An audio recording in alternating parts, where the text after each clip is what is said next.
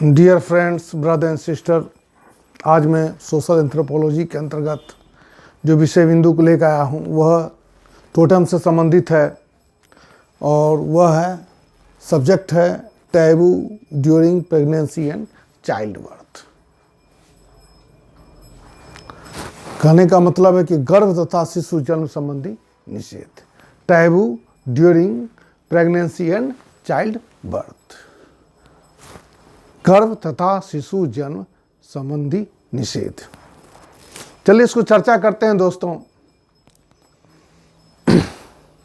प्रत्येक समाज में किसी न किसी रूप में गर्भ तथा शिशु जन्म से संबंधित अनेक प्रकार के प्रथागत परंपरा एवं निषेध निश्चित रूप से पाए जाते हैं और ये प्रथागत परंपरा एवं निषेध को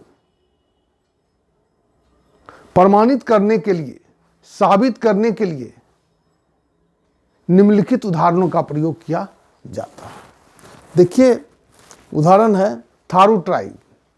थारू जनजाति का उदाहरण लेते हैं कि उनमें किस प्रकार के प्रथागत परंपरा एवं निषेध का पालन किया जाता है। किस समय में? During pregnancy and child birth के समय में। गर्भावस्था और जन्म, शिशु जन्म के से संबंधित किस प्रकार के निषेध, प्रथागत निषेध पाए जाते हैं। थारू जनजाति में, नैनीताल के तराई क्षेत्र में निवास करने वाली थारू जनजाति में गर्भावस्था के दौरान स्त्रियों को सूर्यास्त के पश्चात घर से निकलने की मनाही होती है। इस प्रकार का निषेध उनमें पाया जाता है। शिशु जन्म के पश्चात भी एक निश्चित अवधि तक स्त्री को अशुचि अर्थात अपवित्र मानकर उसे देवी की आराधना में हिस्सा लेने नहीं दिया जाता है। क्लियर है दोस्तों? शिशु जन्म और गर्भावस्था के दौरान इस प्रकार की निषेध थारू जनजाति में पाए जाते हैं। दूसरा उदाहरण की ओर चलते हैं दोस्तों। कमार जनजाति, मध्य प्रदेश की कमार जनजाति। मध्य प्रदेश की कमार जनजाति में गर्भवती स्त्री को धान कूटने का जो ढेकी होता है उसे लांघने का निषेध पाया जाता है। उनमें ऐसी मान्यता है कि अगर गर्भवती स्त्री घोड़े को देख लेती है या घोड़ा का दृष्टि उसके ऊपर पड़ जाएगा तो होने वाला बच्चा जो है वो भी घोड़े के समान ही फुर फुर करेगा। इस प्रकार का निषेध पाया जाता है, इस प्रकार की मान्यताएं पाई जाती है, इस प्रकार के प्रथागत परंपरा एवं निषेध प्रचलित है।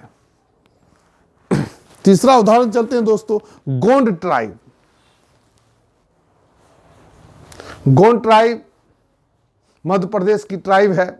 मध्य प्रदेश की गोंड ट्राइब में जब कोई स्त्री पहली बार मासिक धर्म से गुजरती है या रजस्वाला होती है तो वो घर में सबसे अलग रहती है, घर का काम भी नहीं करती है और 4 दिनों तक अपने शरीर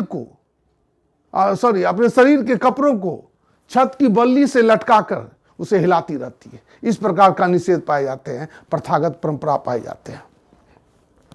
तो 3 उदाहरण दिया है मैंने दोस्तों, एक थारू जनजाति का, एक कमार जनजाति का, तीसरा गोंड ट्राइब का, जिनमें गर्भावस्था तथा शिशु जन्म से संबंधित इस प्रकार की मान्यताएं पाई जाती है।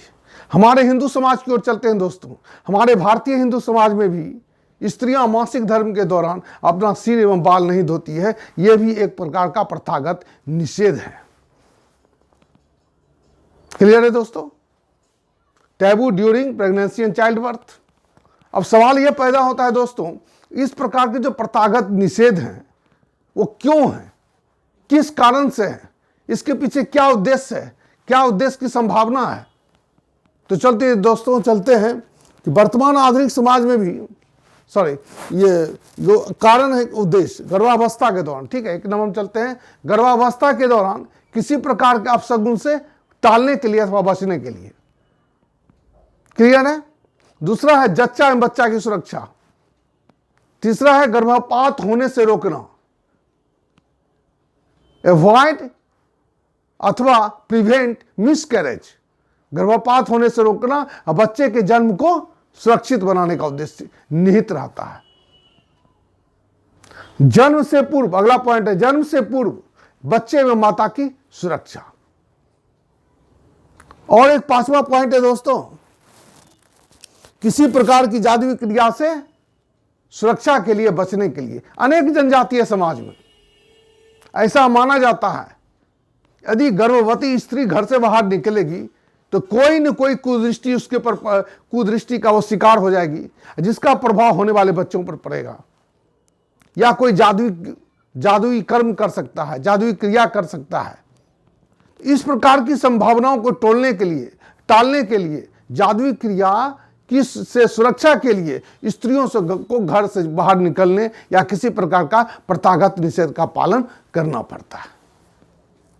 इसके अतिरिक्त और भी अन्य प्रकार के प्रथागत निषेध का पालन करने के लिए स्त्रियों पर इस प्रकार की जो निषेध है वो इसका पालन करते हैं। तो इस प्रकार से लगभग 6 प्रकार के इनके उद्देश्य हैं, कारण है कि गर्भावस्था और शिशु जन्म से संबंधित निषेध के पीछे क्या कारण हो सकते हैं या क्या क्या कारण है, इस टाइप के ये कारण है। चलते हैं दोस्तों, हम देखते हैं कि वर्तमान आधुनिक समाज में भी गर्भ तथा शिशु जन्म से संबंधित निम्नलिखित कई प्रकार के प्रथागत निषेध पाए जाते हैं। आप लोग देखते होंगे दोस्तों, स्त्री को आगे झुककर कोई वस्तु अथवा सामान उठाने की मनाही रहती है। सीढ़ी एवं फिसलन वाली जगह पर चलने की भी मनाही होती है। जिस ग्रामीण समाज में चापाकल है, चापाकल की व्यवस्था है, हैंडपंप की व्यवस्था है, उसे भी चलाने की मनाही होती है। गर्भावस्था के दौरान यौन संबंधी भी निषेध पाए जाते हैं। इसे ऐसी मान्यता है कि उस अवधि में यौन संबंधी निषेध का पालन करने से बच्चा स्वस्थ होगा, बीमारी मुक्त होगा, ठीक है, या अथवा उस अवधि में यौन क्रिया करने से उसका सीधा प्रभाव बच्चे के जन्म पर पड़ेगा। इन तमाम चीजों को टालने के लिए यौन संबंधी निषेध का पालन किया जाता है, सेक्स टेबू का पालन किया जाता है। आगे आइए दोस्तों, भोजन संबंधी निषेध, फूड टेबू का प्रावधान पाया जाता है।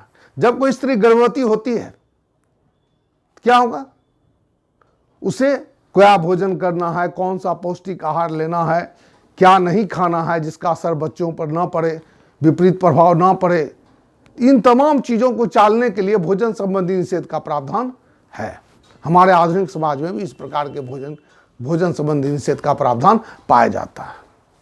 इसके अतिरिक्त विभिन्न प्रकार के प्रथागत संस्कार भी संपन्न किए जाते हैं।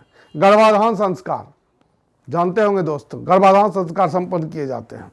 16 संस्कार में प्रथम संस्कार जो है गर्भाधान संस्कार ही है। इसके अतिरिक्त बच्चों के सुरक्षित जन्म के पश्चात छठी कार्यक्रम किया जाता है। ठीक है दोस्तों, तो यह इस तरह से हम लोग देखते हैं कि आधुनिक समाज में भी विभिन्न प्रकार के प्रथागत निषेध पाए जाते हैं।